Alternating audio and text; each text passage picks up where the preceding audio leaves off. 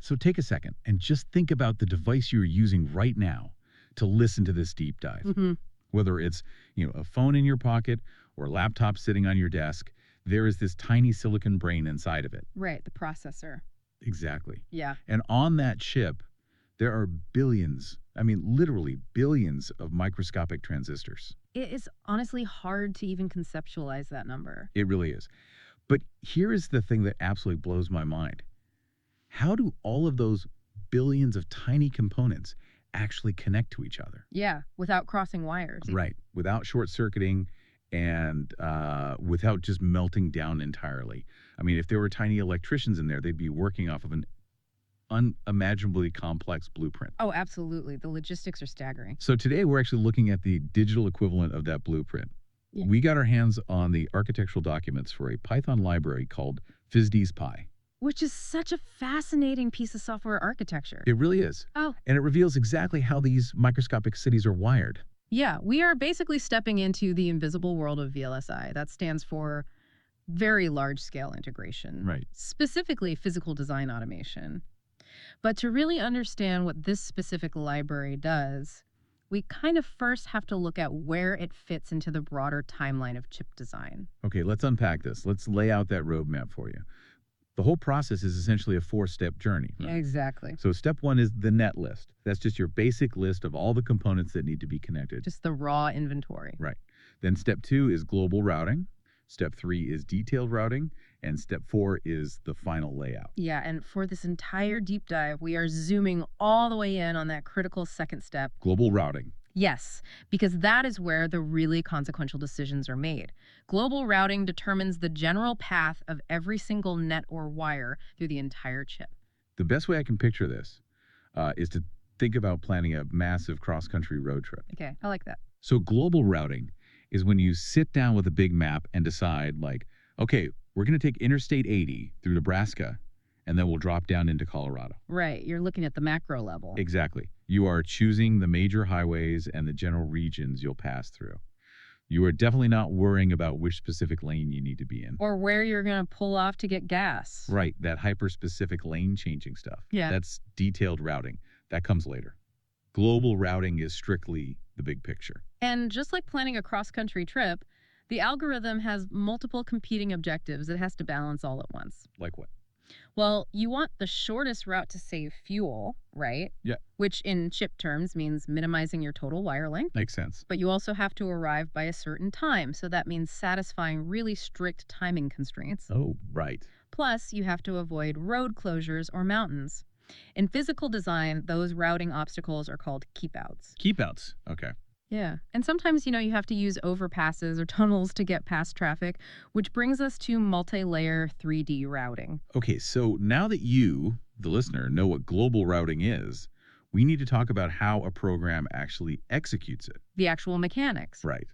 How does the code turn that road trip idea into mathematical reality? Let's look under the hood at the core code architecture here. Yeah, let's dive into the code. So the main engine is this global router class. And it obviously needs a starting line and a finish line. Naturally. But what I found so interesting in the architecture documents is that it strictly demands 2 other inputs up front, just to even function. Well, yeah, it requires a totally comprehensive understanding of the spatial problem before it calculates a single path. Right.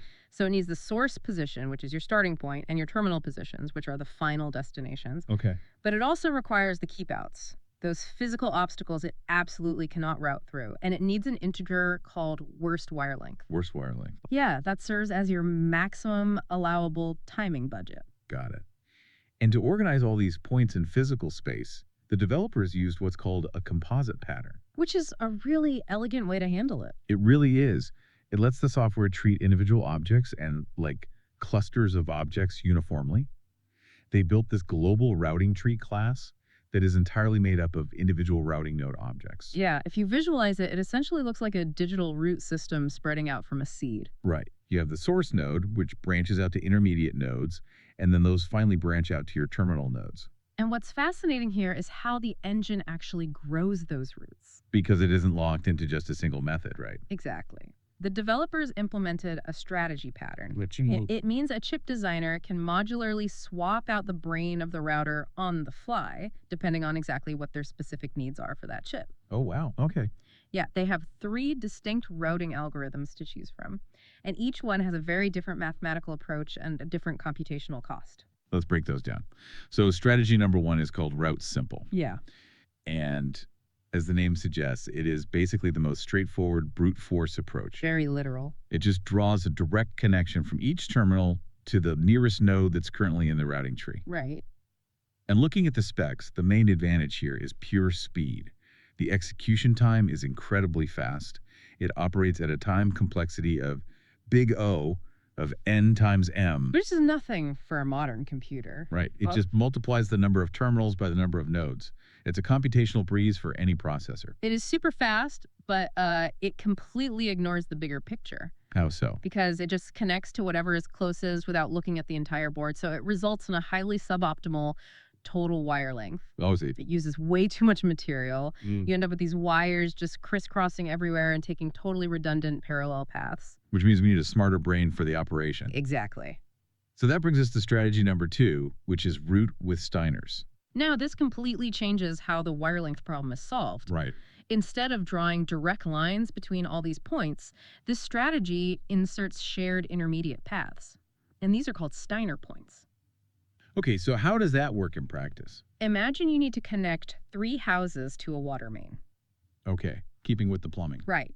Instead of running 3 separate long pipes all the way back from each house to the water source. That would be a lot of pipe. Exactly. Instead of doing that, you run one thick pipe out to a central location between the 3 houses, and then you split it 3 ways. Oh, That central splitting point. That is a Steiner point. that makes total sense. So it consolidates the paths to save physical material? By doing this, the algorithm is basically attempting to solve the classic Steiner problem in mathematics. Right. The objective is to find the absolute optimal minimum spanning tree. Which sounds really complicated. It is. Instead of reading the crazy formula, just think of it this way. The software is algorithmically toggling millions of potential path segments on and off right. Like a huge soundboard. Yeah, acting like a massive series of binary switches just to find the single configuration that uses the absolute least amount of wire possible. But the architecture documents point out a massive leap in time complexity here. Oh, yeah, huge. It goes from big O of n times m all the way to big O of n times m times k. Yeah, That added k factor, Yes. which for calculating around all those keepouts, makes this an NP hard problem exactly. It requires intense mathematical approximation. and significantly more computational power. It requires millions more calculations. It is a heavy lift. Wait, hold on.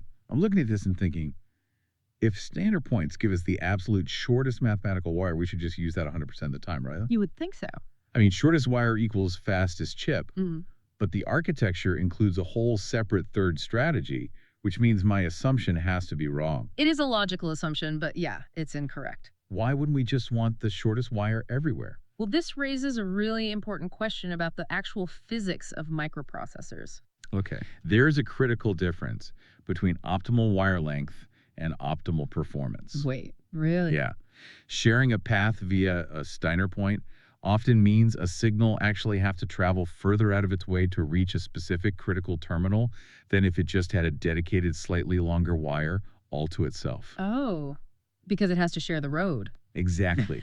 Think of signal propagation delay. Right. If you have a signal that absolutely must reach a processor core within a tiny fraction of a nanosecond to prevent a complete system crash, You don't want it stuck in traffic. you do not want it sharing a congested central highway, even if that highway uses less total asphalt. That makes so much sense. You want a direct, dedicated express lane for that specific signal, even if the entire system uses a bit more wire overall. Ah.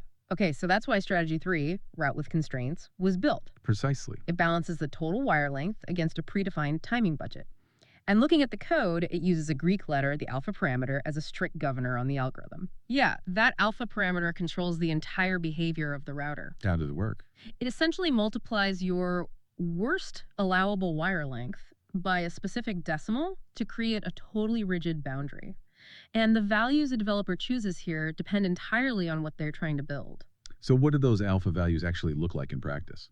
Well, If you are designing a high performance chip, say like a graphics card where computational speed is everything, you use a very tight timing budget, Right. you'd say your alpha value is somewhere between 0.5 and 0.8. Okay. This tells the router, prioritize signal speed above all else.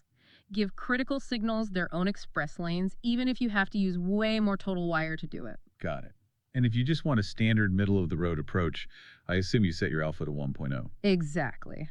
That gives you a standard one-to-one trade-off between timing and wire length. Okay, but what if speed doesn't matter at all? Right, consider a device like a smart thermometer. Yeah.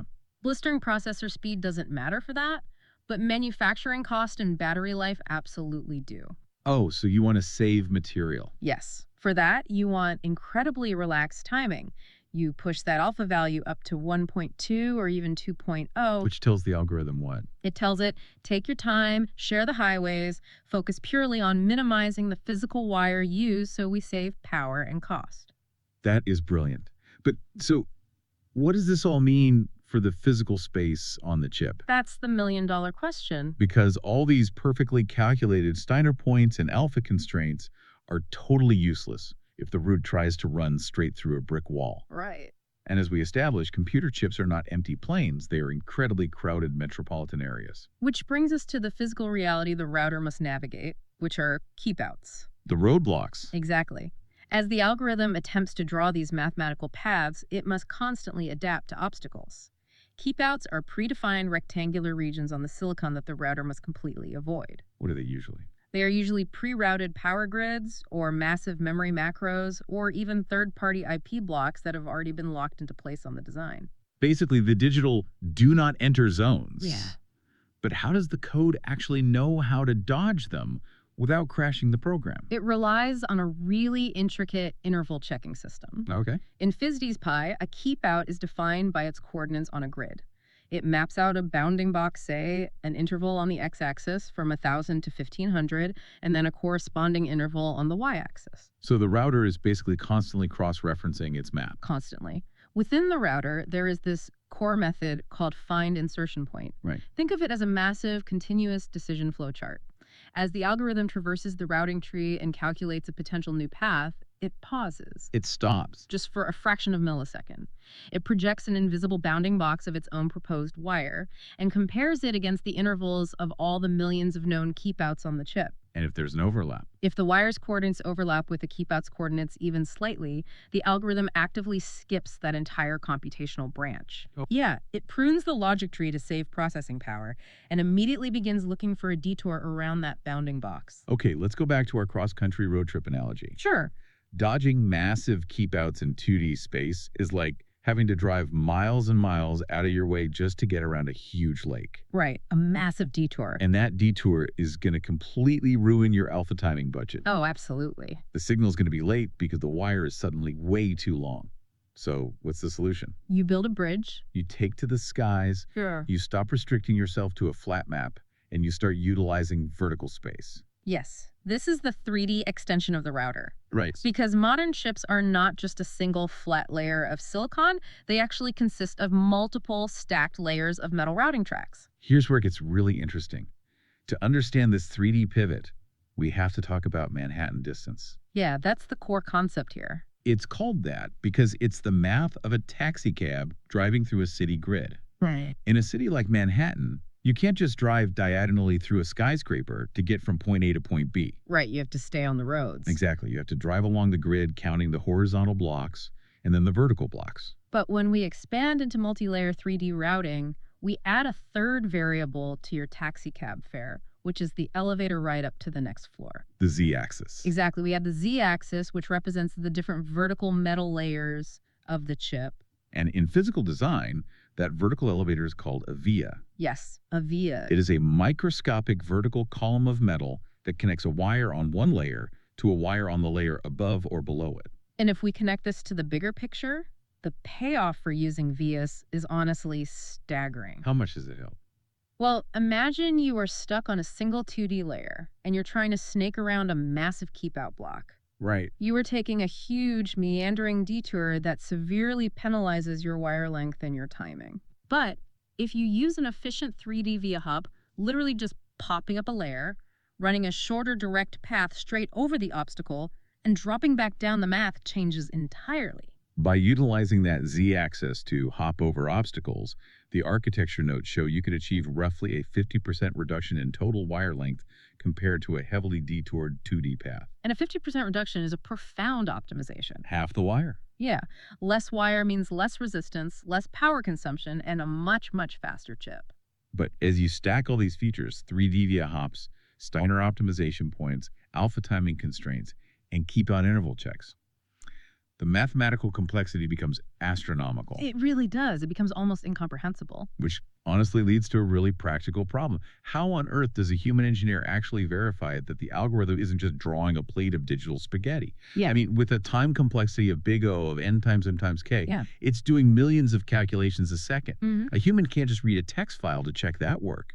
They absolutely cannot, which is exactly why visual debugging is such a critical component in physical design automation. You have to see it. Right. You have Yeah. to be able to physically see the topological output. And FISTEE's Pi handles this beautifully. It has a native tool called Visualize Routing Tree, SVG. Yes. It generates an SVG, a scalable vector graphic image of the completed routing tree, so engineers can instantly debug the layouts. And the visual language it uses is distinct. It's really designed to be parsed by the human eye at a single glance. I'm actually looking at some of the generated output examples right now. Oh, nice. Against a clean background, your source point, the starting line, is a striking bright orange dot. Okay. Your terminals, the final destinations, are solid green dots. Makes sense. And when the algorithm runs strategy 2 and creates those shared optimization points, the Steiner nodes show up as distinct blue dots. Right. And the keepouts, the obstacles you are desperately trying to avoid. They are rendered as these massive, imposing red or orange solid rectangular blocks sitting right in the middle of your routing paths. It's so clear. And looking at these visual outputs, you can actually watch the algorithms working. Yeah. You see the black lines of the wires executing that optimal 50% savings by routing straight over an orange keep-out block in 3D space. You can literally see it drop a blue Steiner point right on top of it and then branch off to hit 2 green terminals simultaneously. It really is a silicon canvas. It really is. And the crazy thing is, this library is just going to keep getting more complex. Oh, without a doubt. Looking at the future works section of their roadmap, they are planning some highly advanced enhancements to the engine.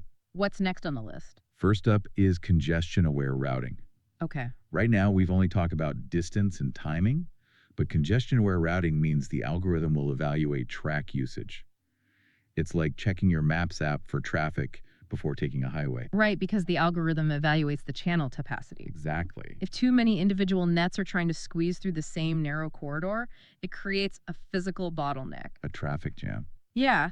So a congestion-aware router dynamically raises the mathematical cost of that specific route. It essentially forces the logic tree to proactively find back raids around the traffic jam. But avoiding physical traffic jams only solves half the problem, right? If you take the back roads, you might still miss your deadline. Very true. And that's where the roadmap points next. Timing-driven routing. Now, this goes far beyond our simple alpha parameter. Oh. Yeah. It involves using what they call slack-based costs. Slack-based costs. Right. In timing analysis, slack is your margin of error. It's the exact amount of time a signal has left before it misses its absolute computational deadline and causes an error. Oh, wow. Okay. By using slack-based costs, the router can dynamically evaluate a wire as it's being drawn. In real time. Essentially, yeah. If the slack starts dropping to 0, the router heavily penalizes that path, forcing the algorithm to find a faster route for that specific critical signal on the fly. That is incredibly smart. It is. The third planned feature is power routing, specifically optimizing for IR drop. Ugh, IR drop. Yeah. As electricity travels down a microscopic wire, the natural resistance of the metal actually eats away the voltage. Right, it loses power. Exactly. If the voltage drops too low by the time it reaches a destination transistor, that transistor simply won't fire. The chip fails. So power routing prevents that. Right. It will ensure wires are kept short enough or made thick enough that this resistance drop doesn't kill the signal. And finally, they are developing auto metal layer selection. This is also known as layer assignment. How does that work? Rather than a human engineer telling the router, hey, use layer 3 for this net, the algorithm will analyze the entire 3D stack of the chip. Okay. And it will autonomously decide which specific z-axis elevation is mathematically optimal for every single wire. It's just wild to think about. Okay, let's bring this all together for you. Let's do it. We started this deep dive with a simple line connecting point A to point B. Right. Then we optimized it by introducing Snyder points to share the load. Then we applied an alpha constraint governor to balance the physical material against the speed of the signal. Exactly. Then we mapped out digital interval keepouts to dodge microscopic skyscrapers. And finally, we vaulted into the z-axis, using 3D multi-layer routing to save 50% of our wire and bypass the traffic entirely. It is a remarkably elegant orchestration of geometry, computer science, and physics, all working in tandem. And what blows my mind is remembering that this incredibly complex algorithmic ballet happens not just once, but millions and millions of times. Yeah. All to design the very processor that is currently sitting in your device, decoding this audio file for you in real time. It really reframes how you look at the everyday technology we take for granted. It absolutely does. And it leaves me with one final thought to mull over. What's that? As we keep stacking more and more metal layers, moving from a flat 2D map to a dense microscopic 3D metropolis, Right. a metropolis autonomously optimized by algorithms for power drops, slack timings, and layer assignments. Will these physical designs eventually become so deeply complex that our simple SVG visual debugging fails? That's a scary thought. Will we reach a point where the architecture of our future chips is so layered and dense that it can no longer be visualized or understood by human eyes? Leaving the actual layout of our technology known only to the algorithms that built them? Exactly. Something to think about the next time you tap your screen.